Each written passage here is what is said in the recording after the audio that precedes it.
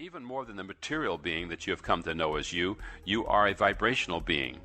When someone looks at you, they see you with their eyes and hear you with their ears, but you are presenting yourself to them and to the universe in a much more emphatic way than can be seen or heard. You are a vibrational transmitter, and you are broadcasting your signal in every moment of your existence. As you are focused in this physical body, and while you are awake, you are constantly projecting a very specific, easily identifiable signal that is instantly received, understood, and answered. Immediately, your present and future circumstances begin to change in response to the signal you're offering now. And so, the entire universe, right now, is affected by what you are offering. Your world, present and future, is directly and specifically affected by the signal that you are now transmitting. The personality that is you is really an eternal personality, but who you are right now and what you are thinking right now is causing a focusing of energy that is very powerful. This energy that you are focusing is the same energy that creates worlds, and it is, in this very moment, creating your world.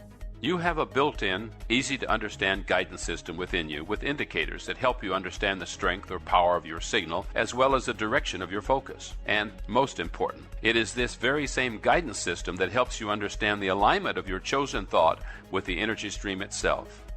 Your feelings are the representatives of your guidance system. In other words, the way you feel is your true indicator of your alignment with your source and of your alignment with your own intentions, both pre-birth and currently.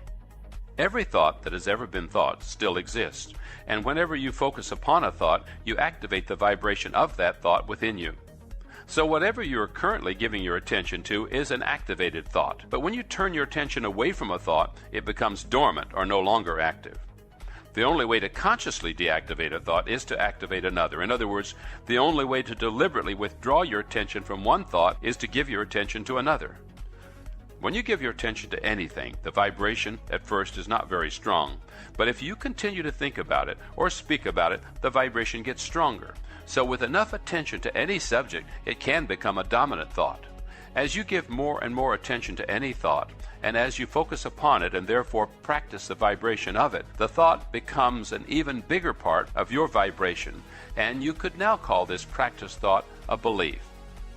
Because the law of attraction is behind the expansion of your thoughts, it is not possible to give your attention to something without achieving an alignment with it to some degree. And so the longer you ponder the thought and the more frequently you return to the thought, the stronger your vibrational alignment becomes. As you achieve a stronger alignment with any thought, you then begin to feel emotions that indicate your increased or decreased alignment with your own source. In other words, as you give more of your attention to any subject, your emotional reading of either harmony or disharmony with who you really are becomes stronger. If the subject of your attention is in alignment with what the source of your being knows, you would feel the harmony of your thoughts in the form of good feelings. But if the subject of your attention is not in alignment with what your source knows it to be, you would feel the disharmony of your thoughts in the form of bad feelings. Since this is an attraction-based universe, there's no such thing as exclusion. Everything is about inclusion. So when you see something that you would like to experience and you focus upon it, shouting yes to it, you include it in your experience. But when you see something you would not want to experience and you focus upon it, shouting no at it, you also include that in your experience. You do not invite it in with your yes and exclude it with your no, because there is no exclusion in this attraction-based universe. Your focus is the invitation. Your attention to it is the invitation.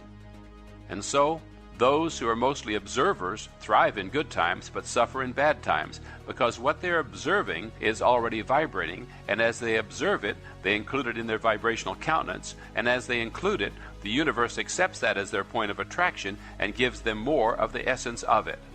So for an observer, the better it gets, or the worse it gets, the worse it gets. However, one who is a visionary thrives in all times. With your practiced attention to any subject, the law of attraction delivers circumstances, conditions, experiences, other people, and all manner of things that match your habitual dominant vibration. And as things begin to manifest around you that match the thoughts you have been holding, you now develop stronger and stronger vibrational habits or proclivities. And so your once small and insignificant thought has now evolved into a powerful belief, and your powerful beliefs will always be played out in your experience.